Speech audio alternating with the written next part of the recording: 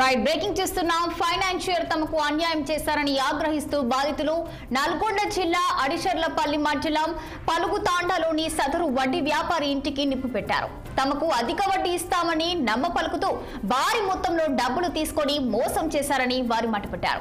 పేద అమాయక ప్రజలను నమ్మి పలుకుతూ నామవత్ బాలాజీ అనే యువకుడు గ్రామస్తుల నుండి డబ్బులు తీసుకున్నారని వెల్లడించారు. గడువు తీరడంతో తీరా పరారయ్యాడని ఆవేదన వ్యక్తం చేశారు. ఆగ్రహానికి లోనైన బాధితులు గ్రామంలోని బాలాజీ నాయక్ ఇంటిని దహనం చేశారు. తమ డబ్బులు తమకు ఇప్పించాలని, లేదంటే తమకు చావే శరణ్యమంటూ ఆందోళనకు దిగారు. పేద ప్రజల సొమ్ముతో విలాసవంతమైన జీవితం జీవిస్తూ ప్రజలకు కనపడకుండా తిరుగుతున్నాడని పోలీసులు వెంటనే పట్టుకొని చర్యలు తీసుకోవాలని కోరుతున్నారు బాధితులు.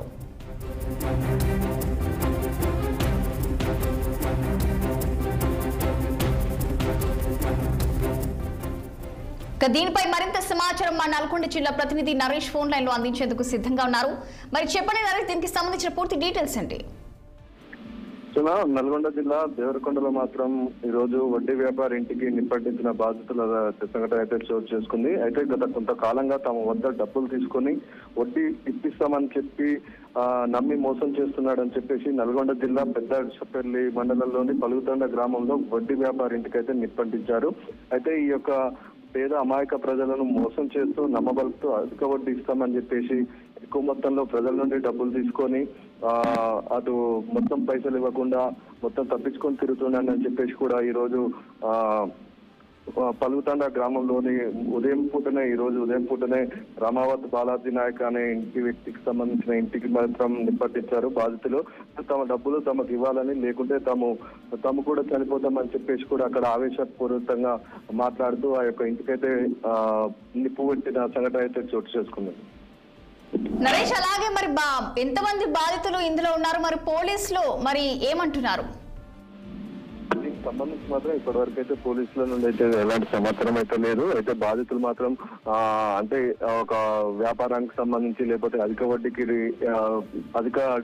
అధిక మితికి సంబంధించి డబ్బులు ఇస్తాడనతో మాత్రం మొత్తంగా ఒక 50 మంది బాధితులు అయితే దీంట్లో ఉన్నారు. అయితే వారికి అధికంగా డబ్బులు ఇస్తే మీకు అధిక మొత్తంలో డబ్బులు ఇస్తామని చెప్పేసి ఆ యొక్క బాధితులకైతే ఇప్పటికే బాలాజీ నాయక్ అనే వ్యక్తి చెప్పడంతో ప్రజలందరూ 50 మంది బాధితులు అయితే ఆ వ్యక్తికి అయితే తమ డబ్బులు ఇవ్వడం జరిగింది. డబ్బులు ఇచ్చిన తర్వాతకి ఆ యొక్క మొత్తం డబ్బులు ఇవ్వకపోగా మరి ఆ యొక్క టోటల్ గా సంబంధించి వారి యొక్క డబ్బులను మొత్తం ఇవ్వకుండా తప్పించుకొని తిరుగుతుండడంతో బాధితులు మాత్రం ఇలాంటి చర్యకైతే పాల్పడినట్లు తెలుస్తుంది. అయితే దీనికి సంబంధించి మాత్రం ఇప్పటి వరకు అయితే పోలీసుల నుండి మాత్రం ఎలాంటి సమాచారం అయితే లేదు.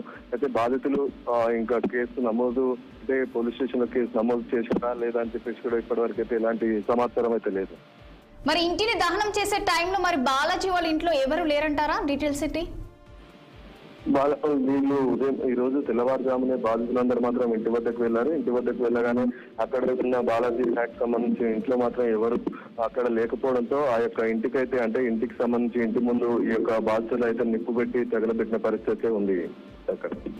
మరి బాలాజీ ఆచూకీ ఏమన్నా తెలిసే అవకాశం ఏమన్నా ఉందంటారా? డీటెయిల్స్ ఇప్పటివరకైతే బాలాజీ ఇప్పటివరకు తెలియరాలేదు. అయితే ఈ బాధితులు ఎప్పుడు వాళ్ళ ఇంటికి వస్తున్నారనే సమాచారం కూడా ఉండడంతో మాత్రం తనైతే ఇప్పటివరకైతే గ్రామంలోకి అడుగు పెట్టలేదు. కాకపోతే బాధితులు మాత్రం ఆ యొక్క తన ఉంటున్న ఇంటికైతే ఈ రోజు తెల్లవారుజామున అయితే నిప్పు పెట్టారు. ఇప్పటివరకు అయితే బాలాజీ ఆచూకీ అయితే లేదు. రైట్ నరేష్.